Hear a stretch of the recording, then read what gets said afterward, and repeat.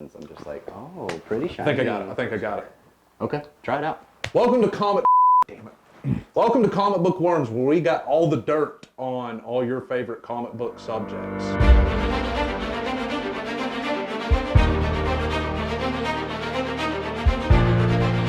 Not all comic books are black and white. Sometimes the writers try to show varying shades of gray to varying degrees of success.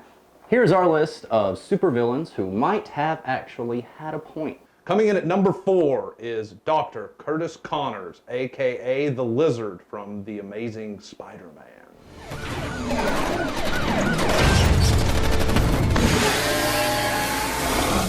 Dr. Connors was a medical doctor for the U.S. Army where, in a combat mission, losing one of his entire arms and then thus dedicating his research to finding out how to regrow a limb. He was a professor of biology at Empire State University. Now, a recurring theme throughout comics is science gone awry. Connors really had the most altruistic goal, which even though, you know, his end game is let's turn everybody into giant lizardmen. For the health of the planet. Yeah, you're gonna be able to regenerate and help, you know, regrow body limbs so you don't have to deal with what he had to deal with. Lizard cells also are immune to poisons, diseases.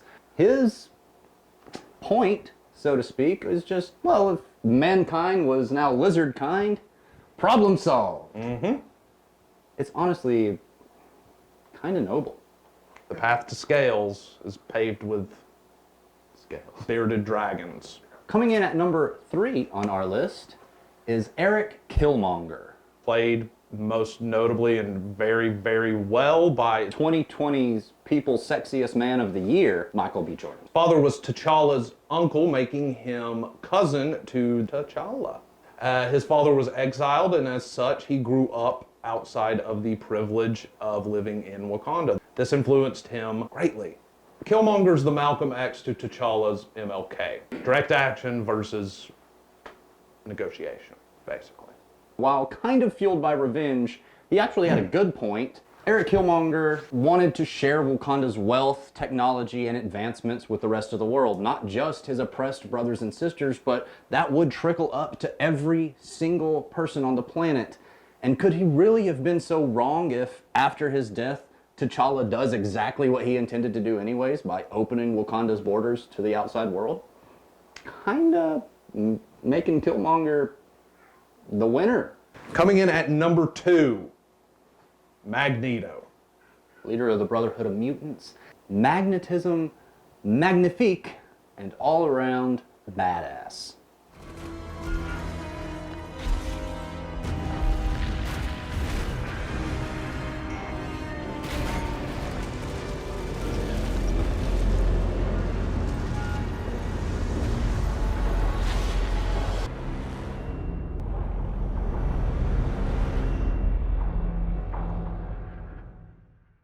When we were making this list and we were saying what villain has the best point, there's a whole line of shirts about it.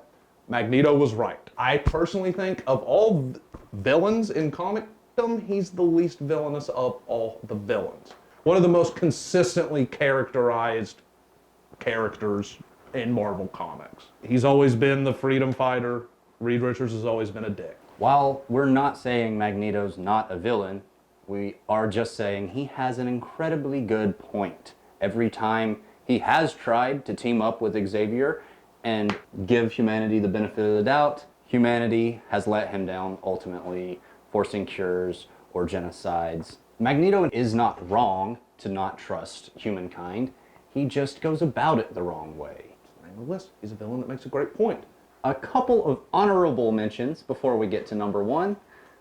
Dr. Doom visited the White Panther god of Wakanda, saw that the only possible future in reality where there's no disease, no pain, no hunger was where Dr. Doom ruled it. And the consequence of that, no personal liberty, no personal freedom. Doom is God in all but name. Ra's al Ghul, Yes. Poison Ivy, Thanos, they all have a similar goal. Mankind or species kind is going to destroy whatever planet. We'll wipe out half, prolonging planet life. Coming in at number 1 on our list, Ozymandias, or Adrian Veidt. Do the hat, Rorschach? I'm not a comic book villain. Do you seriously think I'd explain my masterstroke to you if there were even the slightest possibility you could affect the outcome? I triggered it 35 minutes ago. Now, we all know the movie based on the graphic novel by Alan Moore. Ozzy convinces the entire world to come together in an era of peace to avoid nuclear holocaust, all by faking an alien invasion. Special emphasis in the graphic novel, it's an alien squid monster. In the movies, he frames Dr. Manhattan. He uses his position as the smartest person in the world to rationalize this, saving billions by killing millions. It's the trolley car problem, really. Are you going to save 10 people? Or are you going to save the one person? Doesn't really matter, though. You pulled that switch. It's on you. If the world is going to blow itself up, and I pretend to have an alien invasion, and the world unites, did I do wrong? Well, this has been Comic Book Worms, where we just went through our favorite comic book villains with a point. Hope you learned something in this video. Give us a like, give us a subscribe. 2 hours later.